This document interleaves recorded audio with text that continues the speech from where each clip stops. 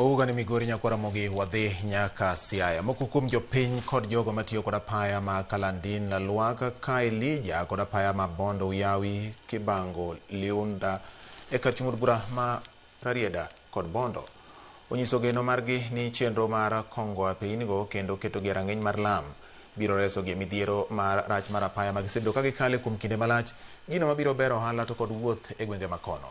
Kaka Steve Biko lero, ma biro bang' piny owacho keto tenge omenda mar loso apinygo mosekwamo kuom kinde malach. Kuom kinde malach, jogo matiyo kod apaya ma Kalandin, Luaka ka Elija matudo kar chung'ud bura ma Bondo kod Rarieda osebedo kakale midhiero mopogore mikelo kod rach mar apaya, gino mosethiro chenro mar wuoth kod ohala mar mula kod rech e gwengego. Nikech iyudo ka ndacho ni ok ober ahinya, service mag pikipiki ni chandowa juma ka juma wadhi e service nikech ndacho ni ok ber ahinya. Iyudo ka denda piko rokni kitiyo customer nigi midhiero mar samoro koro ok odwa kata idha piko.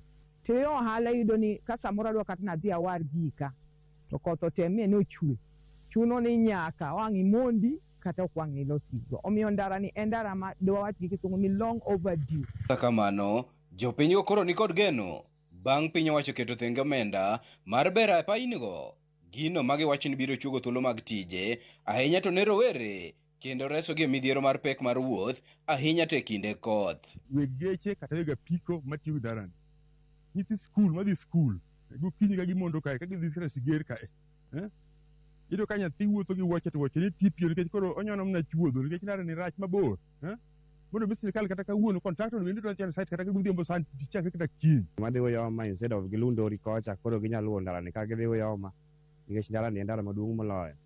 Iyudo ni mtokni koa Bondo kocha ka gidhi Uyoma giluwo nyaka Ndori ka gidhi Luanda Kotieno. Mano bende, jogo matiyo gi apaya ma Bondo Uyawi Kibango Liunda Beach bende onyiso mor margi ni mar apayano osekwamo kuom kinde malach kata bang' jatend piny William Ruto sidho gedo mare.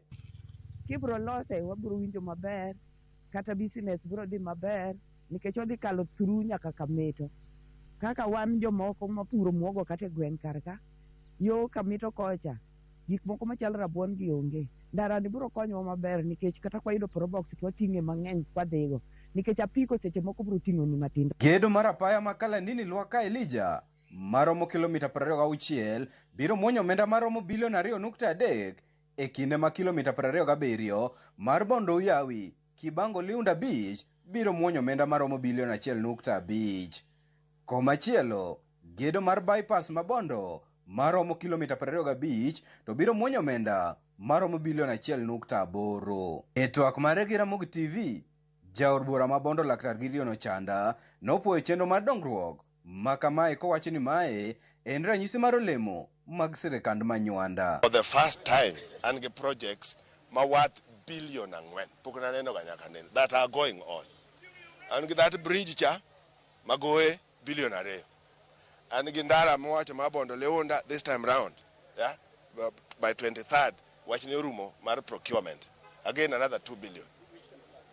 23rd of this month. Bang' bedo gi midhiero mar apaya mar ndara mawuok Kalandini, Luak nyaka ka Elija kod machielo ma Bondo Uyawi nyaka Liunda Beach, jodak kod jogo eko matiyo ga apayinigi koro nyalo bedo kod geno bang' piny owacho singo mar keto wego rak e ndara gi eki. Steve Biko, Ramogi TV, Siaya.